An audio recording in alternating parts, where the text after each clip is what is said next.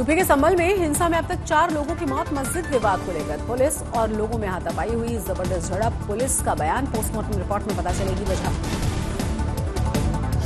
संभल के हिंसा में 20 पुलिसकर्मी भी जख्मी हुए। 20 से ज्यादा लोग हिरासत में लिए गए। प्रशासन ने 24 घंटे के लिए बंद कर दिया इंटरनेट। संभल में हुए बवाल को देखते हुए स्कूल बंद कर दिए गए। क्लास 1 से लेकर 12वीं तक की सभी क्लासेस अगले आदेश तक सस्पेंड। मस्जिद के सर्वे के दौरान संभल में फैले फसाद की 3 युवकों की मौत का मामला सामने आया। एनएचआरसी की एक निजी संस्था ने लगाया पुलिस फायरिंग में 3 लोगों की मौत का आरोप। संभल में 1 दिसंबर तक जिले में किसी भी बाहरी व्यक्ति के आने पर रोक लगी रहेगी। पूरे शहर में अघोषित कर्फ्यू जैसा माहौल है। संभल हिंसा पर बोले अखिलेश यादव का सर्वे के नाम पर तनाव फैलाने की साजिश का संज्ञान ले सुप्रीम कोर्ट। संभल हिंसा के लिए कांग्रेस ने योगी सरकार को जिम्मेदार ठहराया है। सीएम आदित्यनाथ और बीजेपी आरएसएस की सोची समझी साजिश का दुष्परिणाम बताया है। संभल में पथराव की घटना पर समाजवादी पार्टी के नेता एसटी हसन ने कहा है कि सर्वे करा रहे हिंदू मुसलमानों के बीच टेंशन पैदा करा रहे हैं। समाजवादी पार्टी के सांसद अफजल अंसारी ने संभल हिंसा को बताया सोची समझी साजिश का, माहौल खराब करने की कोशिश ताकि फैले नफरत। संभल में हुई घटना को लेकर बोली है कंगना, सिर्फ संभल ही नहीं बल्कि हमारे देश में बहुत सारी ऐसी जगह पर हैं जहां पर हिंदू प्रवेश नहीं कर सकते। आज से संसद का शीतकालीन सत्र शुरू हो जाएगा। अडानी समेत कई मुद्दों पर हंगामा करेगा विपक्ष। आम लोगों से जुड़े 5 बिल पेश करेगी सरकार। Coastal shipping bill, Indian ports bill और मर्चेंट शिपिंग बिल को पेश किया जाएगा। सरकार बैंकिंग लॉ अमेंडमेंट बिल और वक्फ बिल भी पेश करेगी। कई अन्य बिलों पर चर्चा। 26 नवंबर को संविधान अपनाए जाने के 75 साल पूरे होने के उपलक्ष्य में कई कार्यक्रमों का आयोजन होगा। 20 दिसंबर तक चलने वाला है ये सत्र। संविधान दिवस पर दोनों ही सदनों में संबोधित करेंगे राष्ट्रपति मुर्मू। संविधान से जुड़ी कई चीजें प्रकाशित होंगी। आज से बिहार विधानसभा का शीतकालीन सत्र शुरू होगा। हंगामे के भी आसार हैं। 29 नवंबर को समापन। दिल्ली में आज पीएम नरेंद्र मोदी संयुक्त राष्ट्र अंतर्राष्ट्रीय सहकारी वर्ष 2025 का शुभारंभ करेंगे।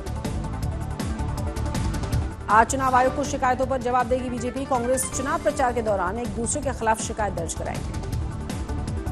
प्रदूषण को लेकर सुप्रीम कोर्ट में आज सुनवाई। ग्रेफ 4 उपायों में ढील देने पर विचार किया जाएगा।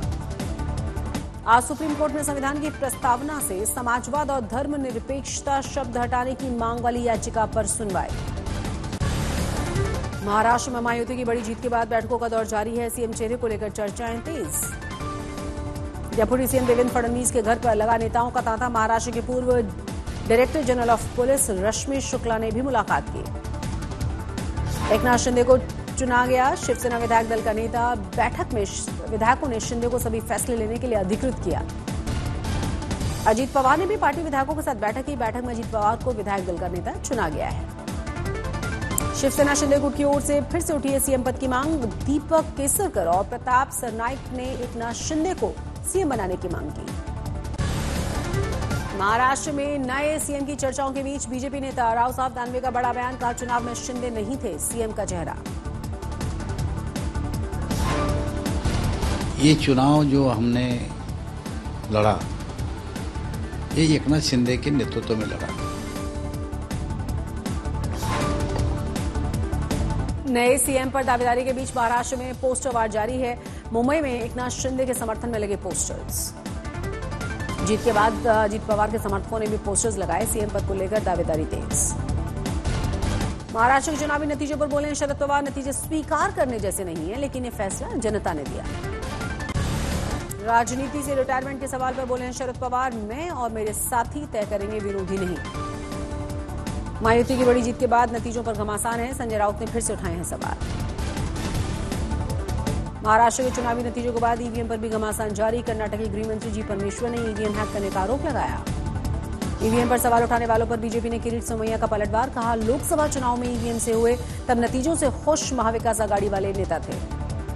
28 नवंबर को फिर से सीएम पद की शपथ लेंगे हेमंत सोरेन। राज्यपाल को इस्तीफा सौंपने के बाद पेश किया सरकार बनाने का दावा।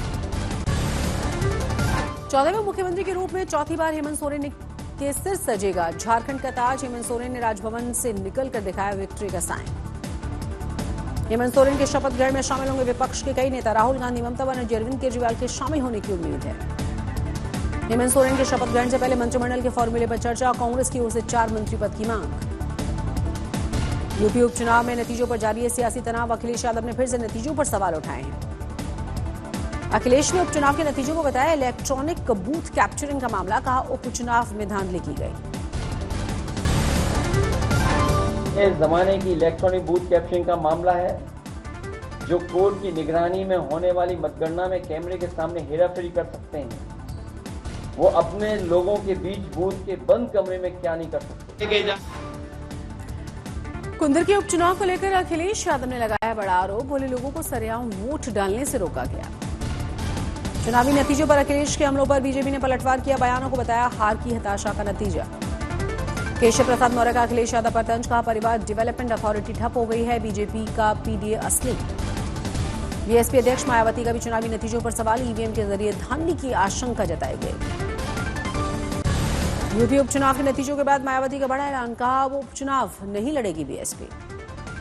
उपचुनाव के नतीजों पर सियासी घमासान के बीच सीएम योगी आदित्यनाथ का पोस्ट लिखा, गर्व से कहो हम हिंदू हैं। बिहार उपचुनाव में नतीजों पर सियासी घमासान, मृत्युंजय तिवारी का बयान, 2025 में तेजस्वी यादव सभी को कर देंगे लाजवाब। संजय झा का दावा, आगामी विधानसभा चुनाव में नीतीश कुमार के नेतृत्व में एनडीए को मिलेगी 200 से ज्यादा सीटें। नरेंद्र मोदी सक्षम युवा अभियान के तहत दिल्ली के गिराड़ी से विशाल पदयात्रा का आयोजन किया गया। पदयात्रा में युवाओं की भारी भागीदारी देखकर उत्साह में नजर आए। साहित्य आज तक के आखिरी दिन श्रेया घोषाल ने अपनी सुरीली आवाज से बांधा समा। उनके द्वारा पेश की गई ये म्यूजिकल नाइट देखने के लिए भारी भीड़ नजर आई। साहित्य आज तक के मंच पर आरएसएस के 100 साल सेशन में बीजेपी के प्रवक्ता सुधांशु त्रिवेदी, कांग्रेस के प्रवक्ता अभय दुबे, वरिष्ठ पत्रकार आशुतोष और विजय त्रिवेदी ने शिरकत की। इस दौरान उन्होंने कई राजनीतिक मुद्दों पर खुलकर बात रखी। साहित्य आज तक के आखिरी दिन तेरा जिक्र है या सेशन में आइकॉनिक सॉन्ग राइटर तुराज ने शिरकत की थी और इस दौरान उन्होंने शायर से आइकॉनिक सॉन्ग राइटर बनने की दास्तान भी सुनाई।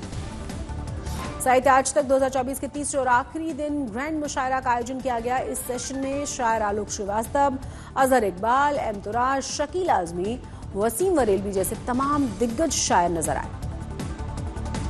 बॉलीवुड एक्ट्रेस तापसी पन्नू ने साहित्य आज तक 2024 में शिरकत की। शाहरुख खान के साथ डंकी फिल्म में काम करने का एक्सपीरियंस भी शेयर किया।